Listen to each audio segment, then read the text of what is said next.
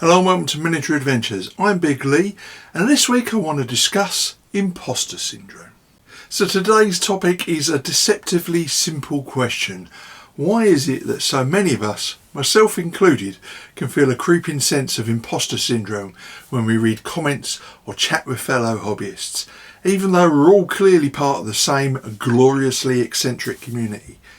And what is it that binds us together so tightly that we can strike up a conversation with complete strangers at a show as if we've known them for years? That's the path we're going to be exploring today.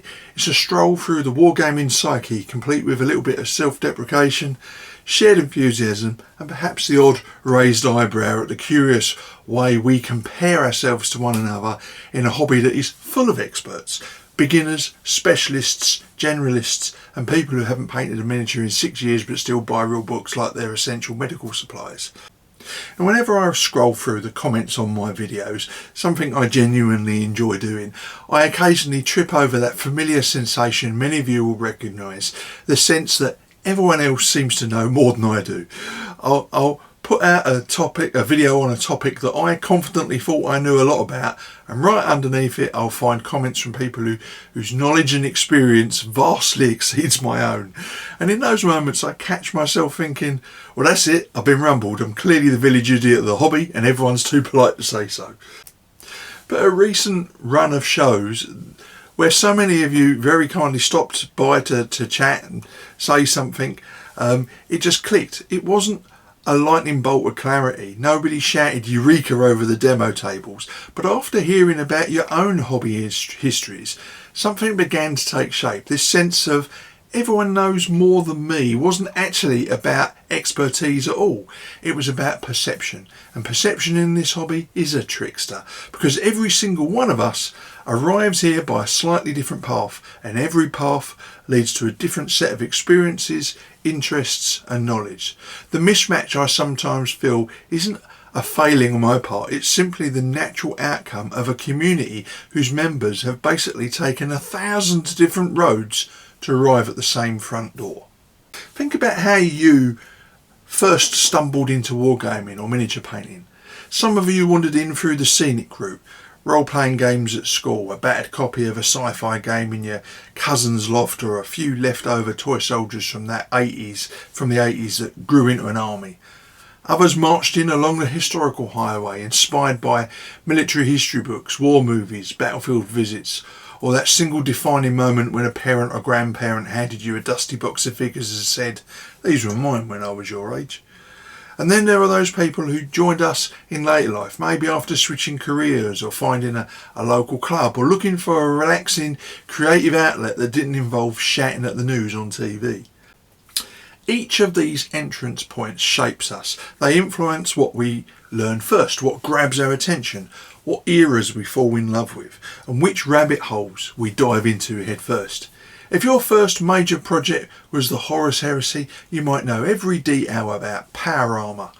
If your first love was the English Civil War, you'll have opinions about sleeve colours that could peel paint off the walls. If you started with World War II Desert Forces, you can probably identify every staff car in North Africa, just from the shape of the dust cloud behind it. What this means is that each of us carries a weird, wonderful patchwork of knowledge that feels ordinary to us, but astonishing to someone else. That patchwork, stitched together by years of games, books, paint, conversations, becomes the lens through which we see the entire hobby. And because of this, our sense of what everyone else knows becomes hilariously skewed.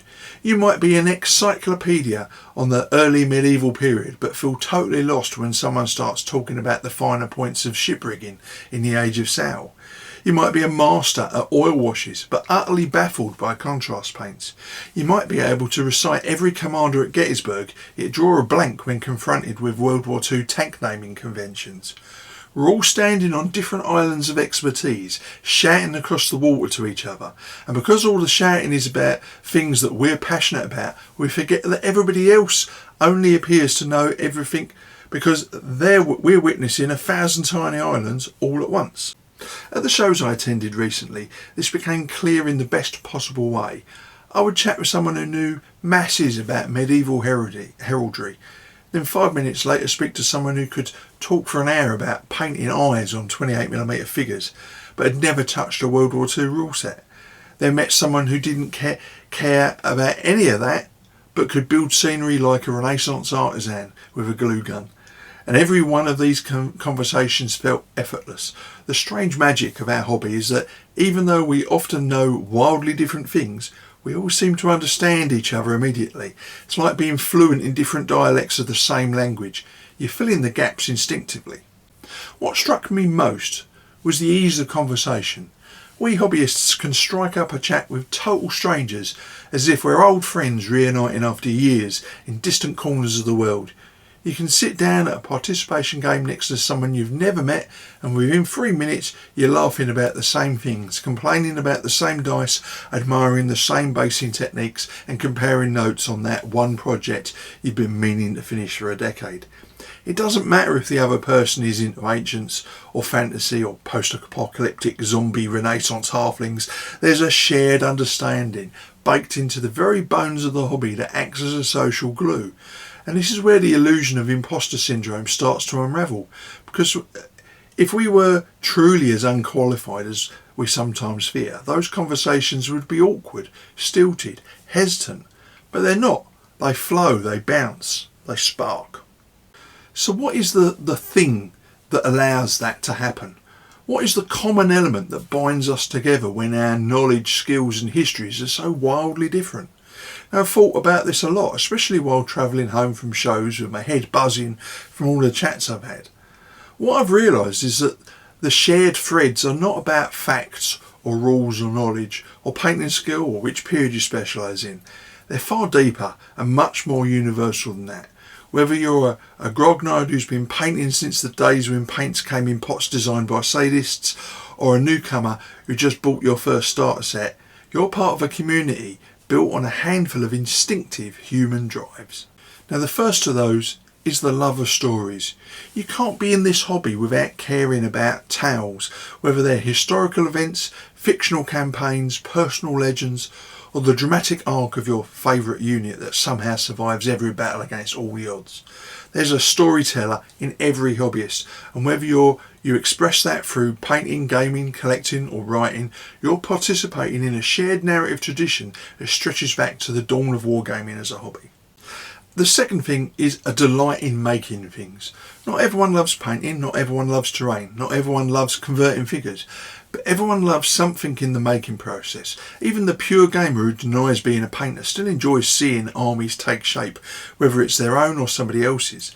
The magic lies in transforming raw materials into something that carries personality and meaning. It's creativity in small, manageable, joyful doses. The third is a love of playful competition. Not necessarily the win at all costs sort, but the simple pleasure of testing yourself, trying out new ideas, rolling the dice and seeing what narrative the game gods decide to tell today. It's a dance between chance and strategy, logic and chaos, ambition and sheer stubborn optimism. And the fourth, perhaps the most important, is the love of learning. This hobby encourages curiosity in ways that surprise even lifelong enthusiasts. You start off researching one detail of a uniform and suddenly you're 6 tabs deep in articles about 18th century button manufacturing techniques. You go looking for a tutorial on dry brushing and you end up watching an hour of someone building a tree from scratch using only wire glue and existential doubt. There's an endless horizon of things to discover and we all enjoy the journey. And lastly, and I think this is universal, there is the simple, irrepressible joy of playing with miniatures. In person, on an actual table, with real scenery and real dice, and the tactile presence of little armies lined up for battle. Doesn't matter whether they're 6mm tanks, 15mm hoplites, 28mm Space Marines or dragons the size of a household appliance. The moment those figures touch the tabletop, something in us lights up. It's a childhood spark that never really went away, dressed up now in the respectable clothes of craftsmanship, historical curiosity and grown-up budgets. That feeling when you lean over a table and see tiny regiments wheeling into position, or a line of cavalry about to charge, or a humble goblin making a heroic last stand.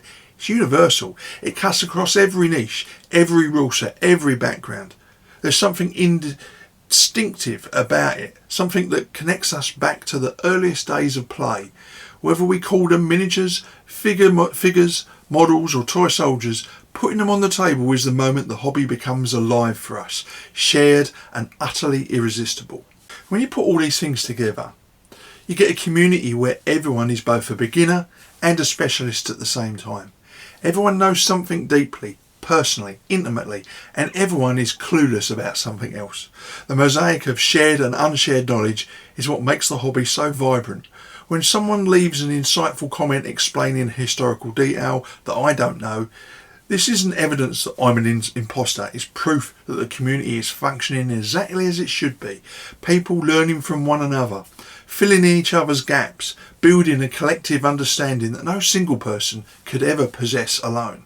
And the more I've thought about this, the more I've realised that imposter syndrome in a hobby like ours is a kind of optical illusion.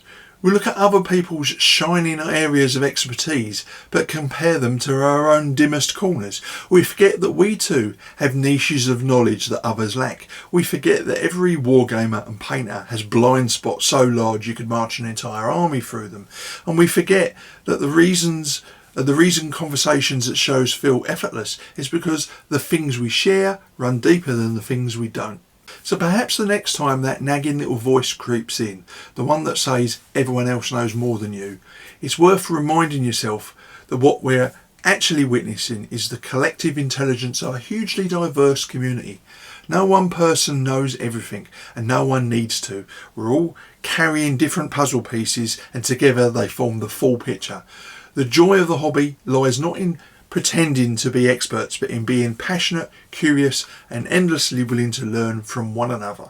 I suppose what I'm trying to say is that imposter syndrome evaporates the moment we recognise it as the natural byproduct of a community filled with fascinating people who've taken 100 different routes to arrive at the same love of toy soldiers.